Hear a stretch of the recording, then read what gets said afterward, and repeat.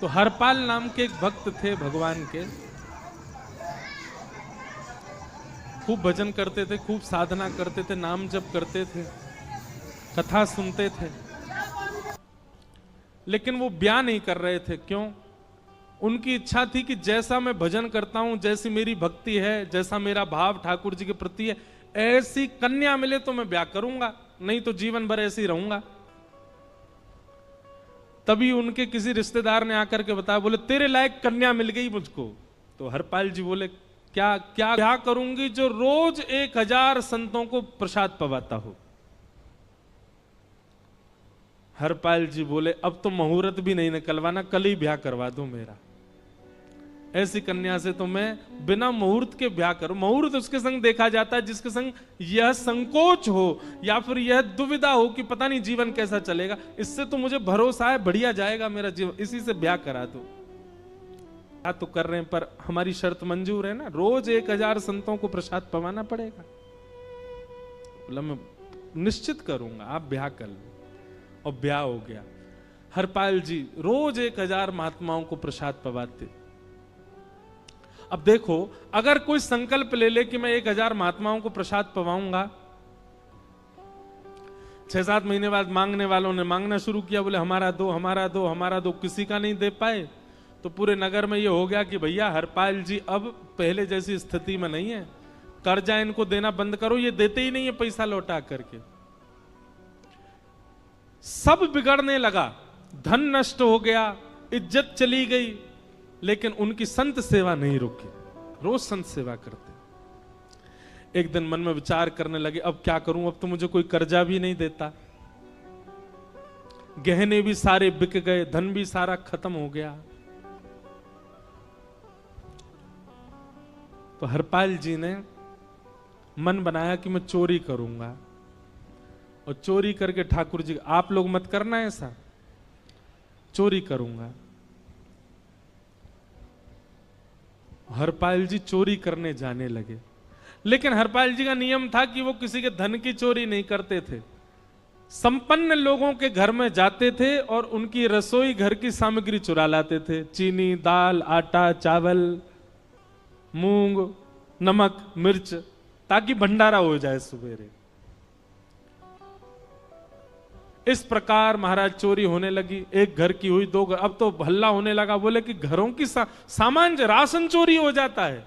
वो बड़ा विचित्र चोर है, धन नहीं चुराता है, राशन चुरा के भागता है। ऐसी चोरी होने लगी महाराज। अब तो लोगों ने अपने अपने घरों में पहरेदारी शुरू कर दी कि चोरी ना हो। तो हरपाल जी को और दिक्कत होने लगी, क्या करें, कैसे करें। धीरे धीरे हरपाल जी इस स्थिति में आ गए कि अब संपन्न लोगों के यहां उन लोगों को ढूंढते जो ना कभी संत सेवा करते ना वैष्णव सेवा करते, और उन लोगों के यहां जाकर के थोड़ा बहुत धन चुरा लेते, स्वर्ण चुरा लेते। करना कुछ नहीं, अपना घर नहीं बनाते थे, बसाते थे, संत सेवा करते थे। ठाकुर जी रीझ गए हरपाल से। ठाकुर जी बोले देखो ये सब चोरी कर करके और मेरे संतों को पवा रहा है। ठाकुर जी बोले इस पर अनुग्रह करने जाना है। भगवान सिंहासन से उठ करके तैयार होने के लिए गए, और बढ़िया महाराज नकली सी मूछ लगा करके, ऊपर सिर पर पाग पहन करके, और थोड़ा पेट सा बाहर निकाल के, गले में खूब सारी जंजीर डाल के, हाथों की हर उंगली में अंगूठी पहन करके, सोने की जूतियां डाल करके, कौंधनी सोने की पहन करके, और एक बैंत समझते, वृद्ध लोग लेकर के चलते, बैंत, सोने का मड़ा हुआ बैंत लेकर के ठाकुर जी तैयार हो गए, एक सेठ जी बन गए। लक्ष्मी भैया ने पूछा भगवान बड़ा सुंदर स्वरूप धारण किया, कहां जा रहे हो? बोले अपने भक्त से मिलने जा रहे हैं। रुक्मणी जी बोली मैं भी चलूंगी। भगवान बोले तुम मत चलो, तुम उसको पहचान नहीं पाओगे, तुमसे अपराध बनी जाएगा। बोले नहीं नहीं, भक्त दर्शन करने मैं तो जाऊंगी। भगवान बोले जल्दी तैयार हो जाओ, सब लोग इधर देखो, वहां से आंख बंद कर लेंगे चाहे आप कहीं देखो, आंख खुली है तो हमको ही देखो। रुक्मणी जी एक सेठानी बन गई, ठाकुर जी सेठ जी बन गए, और दोनों ने मन में विचार किया कि हरपाल जी को दर्शन देना है। और यहां हरपाल जी की स्थिति क्या थी? अब संत सेवा के लिए कहीं से भी धन नहीं मिल रहा था, तो हरपाल जी एक मार्ग पर जाकर के बैठ गए और सोचने लगे कोई धनवान यहां से निकलेगा तो उसको लूट लूंगा और लूट के भाग जाऊंगा, सारा धन संत सेवा में लगा दूंगा। तभी उस मार्ग पर कोई और तो आया नहीं, ठाकुर जी सेठ बन करके आ गए। और महाराज खूब सारे गहने पहन करके, पाग बढ़िया सोने की जड़ाऊ पाग पहन करके, ऐसे वस्त्र पहन करके और छम छम करते चलते आ रहे हैं। उन गहने ही बज रहे हैं ठाकुर जी के।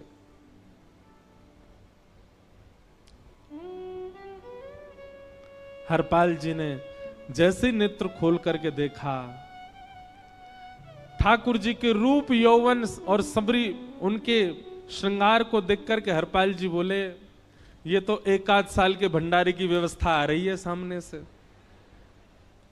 इतने में ही सेठानी जी रुक्मणी जी भी आई, उनको ओहो, ये तो कम से कम 5-10 साल की व्यवस्था आ रही है। अगर ये दोनों लूट लिए जाएं तो 10 साल चोरी नहीं करनी पड़ेगी। देखो कितना धन संपन्न। हरपाल जी के बगल में जैसे ही ठाकुर जी पहुंचे, हरपाल जी बोले, भैया जय श्री कृष्ण, प्रणाम। ठाकुर जी तो नाराज हो गए, क्या भगवान का नाम बोलता है सुबह सुबह? तुम सब लोग बड़े पाखंडी हो, ढोंगी हो। और हमने सुना इस गांव में एक रहता है, वो चोरी डकैती करता है और फिर कहते हैं संत सेवा करता है। ऐसी काय बात की चोरी भैया? करता तो चोरी है, भली उससे भली संत सेवा करता हो। नाम उसका हरपाल है, हम सब जानते हैं।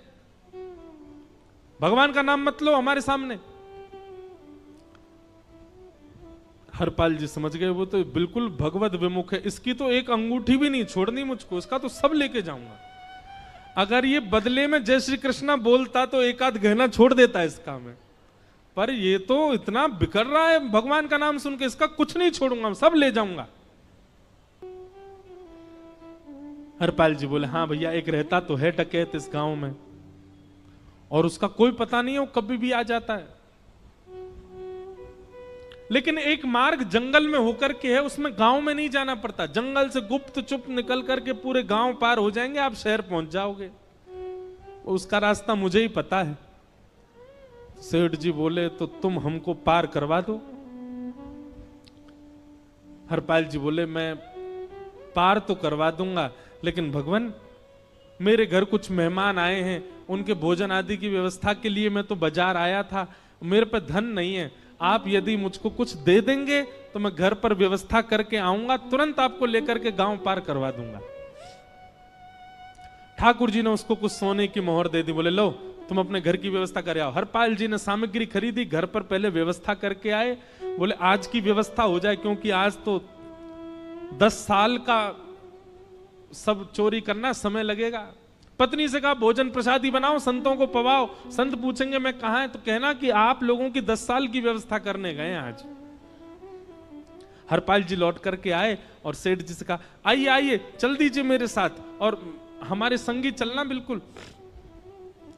ठाकुर जी रुक्मणी जी चलने लगे। जैसे ही विहंगम जंगल में पहुंचे, भयंकर भयावह जंगल, बीच जंगल में जैसे ही पहुंचे, हरपाल ने पीछे मुड़ करके देखा, दोनों चले आ रहे हैं। तुरंत महाराज वो तो अपने रूप में आ गया, शेर की तरह गर्जना करने लगा, अपनी लाठी धर दी सामने और अपने सिर का स्वाफा निकाल करके सामने बिछा दिया। भगवान जो सेठ जी के रूप में आया, भगवान बोले, भैया ये क्या कर रहे हो? बोले, मैं ही हरपाल हूं। सारे सामग्री निकालो, डाल दो यहां पे, एक चीज भी मत छोड़ना, नहीं तो तुम जानते नहीं हो तुम्हारा क्या करूंगा। ठाकुर जी तो थर थर कांपने लगे। रुक्मणी जी बोली, देखो कैसा नाटक कर रहे हैं। रावण के आगे नहीं डरे थे, कुंभकर्ण के आगे नहीं डरे, हिरण्यकश्यप के आगे नहीं डरे, और वो हरपाल के आगे ऐसे कांप रहे हैं।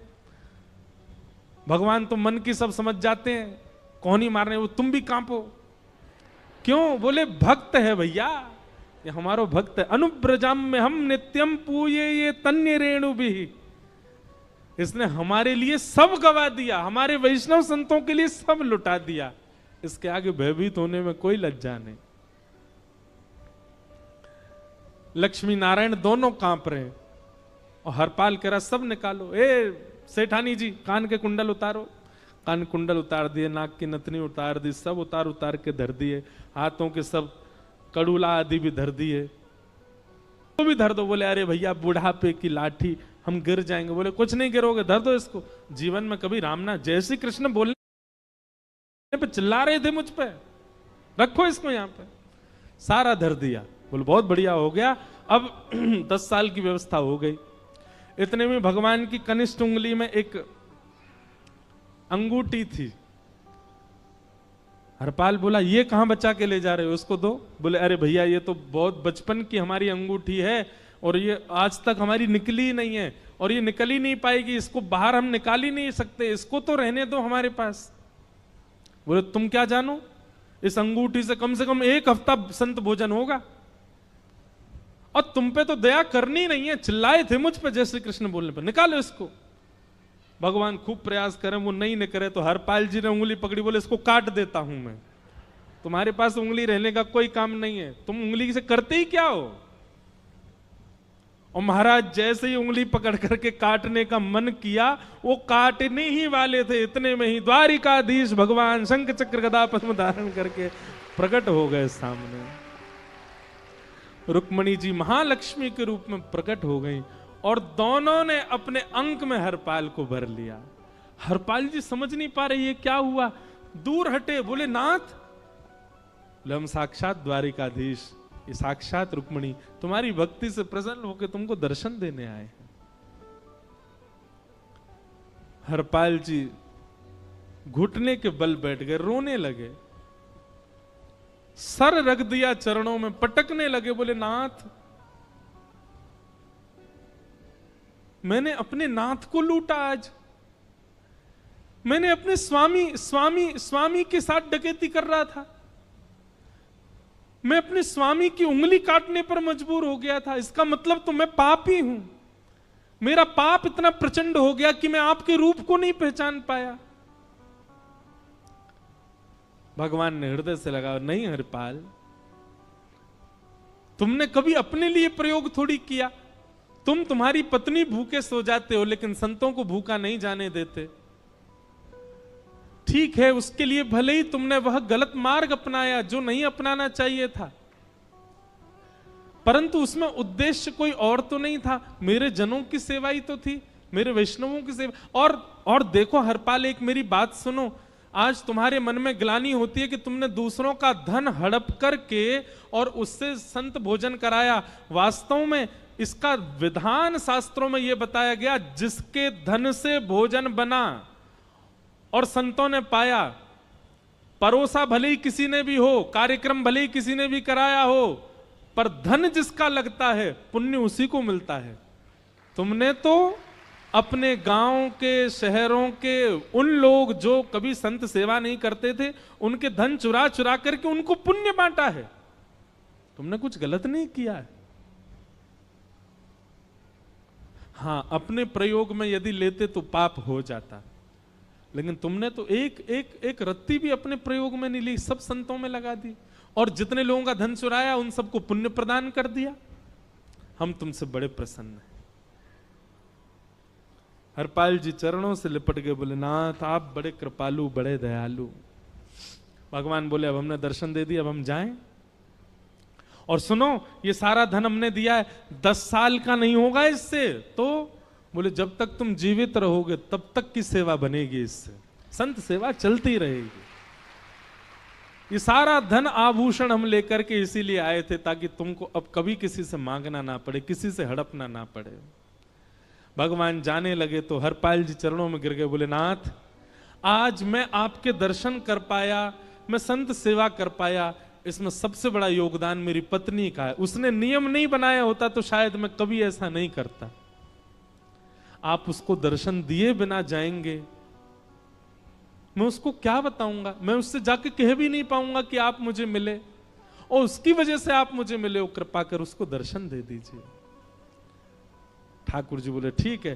तुरंत लक्ष्मी नारायण भगवान ने छोटे छोटे बालकों का रूप धारण कर लिया और हरपाल जी की गोद में बैठ गए और हरपाल जी अपनी गोद में लेकर के ठाकुर जी को घर पर आए और आकर के अपनी अरे सुनो देखो कौन आए हैं। जैसे बाहर आकर के देखा तो नन्हे से ठाकुर जी, नन्ही से रुक्मणी जी गोद में बालकों की भांति बैठे हैं। बोले अरे इतने सुंदर सुंदर बालक। बोले बालक नहीं है, ये साक्षात जगन्नाथ भगवान, साक्षात रुक्मणी जी, साक्षात द्वारिकाधीश हैं।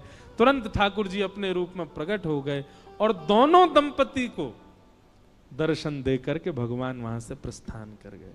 बोलो भक्त वत्सल भगवान। तो एक भक्त जा सकता है आपको। अब जिनके ब्याह हो चुके हैं उनसे तो अब हम कुछ कर नहीं सकते, पर जिनके नहीं हुए हैं समझ जाओ, सुधर जाओ, ठाकुर जी से प्रार्थना करो। राधे राधे सारे प्रार्थना कृष्ण करके भक्तों केवल को एक ही चीज मांगो। क्या हम ऐसी गृहस्थी वीडियो हैं आपको ना, देखना पसंद है तो मेरे ये चैनल को सब्सक्राइब गृहस्थाश्रम करिए, वीडियो को है, लाइक हम करिए, इसमें आ कमेंट चुके में हैं। रहते अब जरूर कृपा लिखिए। करके हमारे आपको जीवन में कैसी जो भी लगी आए ये वो भी आपका बताएं भक्त आए। और शेयर लेकिन जरूर करें। आपके जय जय श्री अथक राधे, प्रार्थना जय जय करने श्री पर भी राधे। ठाकुर जी ने यदि नहीं दिया तो भी चिंतित मत होइएगा। मीराबाई को भी नहीं मिले अनुकूल, करमेती बाई को भी नहीं मिले अनुकूल।